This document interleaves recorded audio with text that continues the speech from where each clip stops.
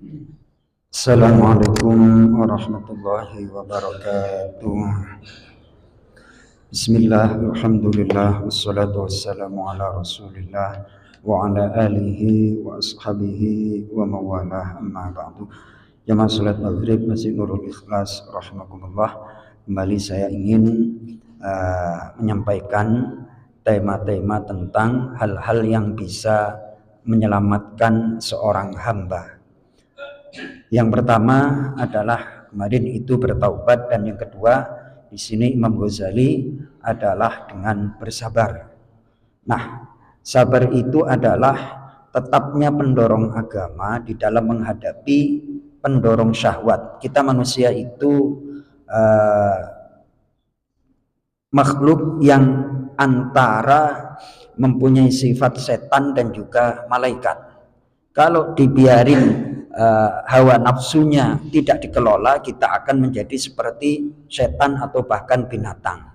Lalu di antara sifatnya adalah kita diberikan juga hati nurani, yang itu apabila kita jaga akan naik ke level malaikat.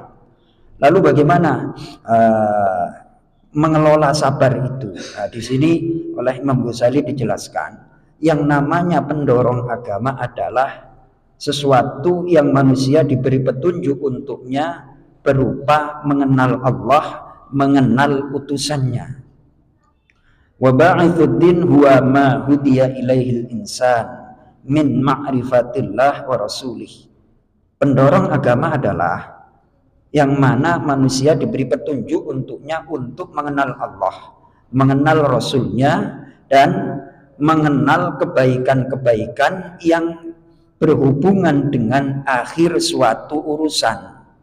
Jadi kalau kita bersabar, nanti endingnya seperti apa? Kalau kita menahan diri, endingnya seperti apa? Jadi yang namanya pendorong agama itu adalah kita satu mengenal Allah, yang kedua adalah mengenal Rasulnya, yang ketiga adalah mengenal atau mengetahui kebaikan-kebaikan yang berhubungan dengan akhir urusan.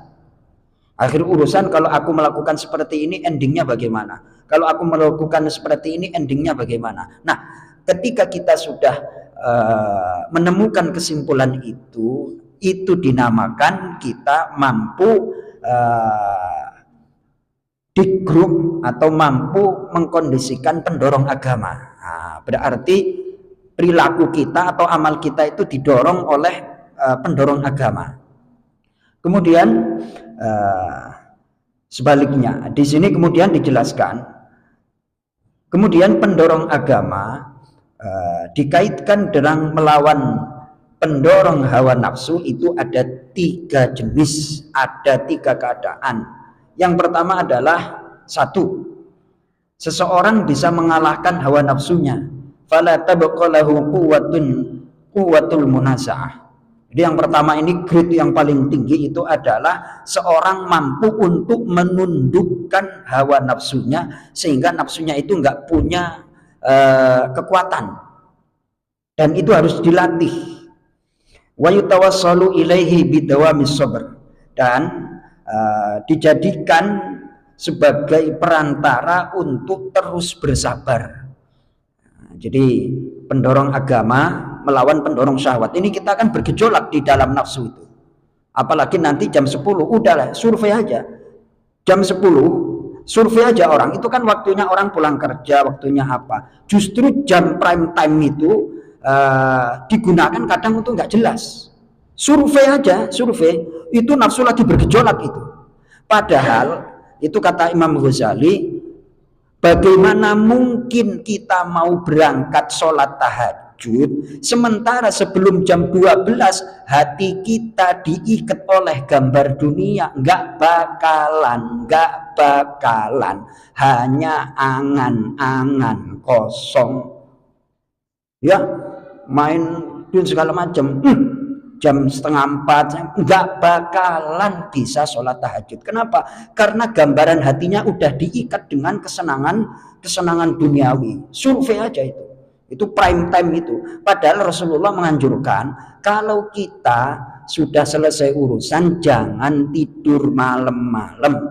Cepatlah tidur, karena apa? Biar fisiknya kuat, nanti bisa sholat tahajud. Sangat-sangat logis sekali itu petunjuk dari Rasulullah Shallallahu Alaihi Wasallam. Nah, ketika orang mampu untuk menundukkan hawa nafsu, nafsu itu nggak bisa dihilangkan, tapi ditundukkan, dikelola.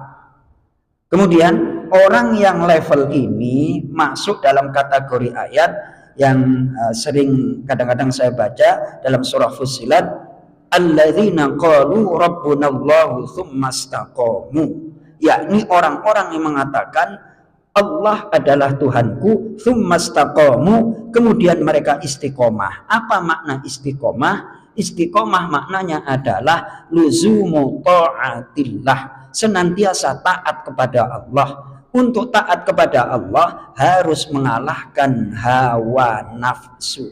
Gak mungkin, kita masing-masing punya hawa nafsu. Masalahnya kan terbiasa latihan, terbiasa aja lah latihan. Orang kalau nggak biasa latihan, mohon maaf nih, sampai tua dengar azan nggak bergeming itu, karena nggak dilatih dari kecil. Harus latihan, harus latihan. Kebaikan itu harus dilatih.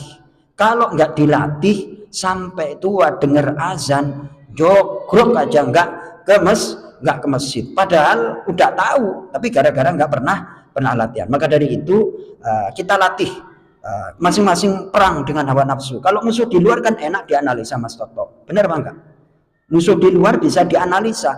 Musuh yang di dalam diri kita itu yang susah untuk dideteksi dan dikenali. Nah, kita dikit-dikit nih mengenal hawa nafsu ini. Maunya apa nih? Mudah-mudahan bermanfaat. Assalamualaikum warahmatullahi wabarakatuh.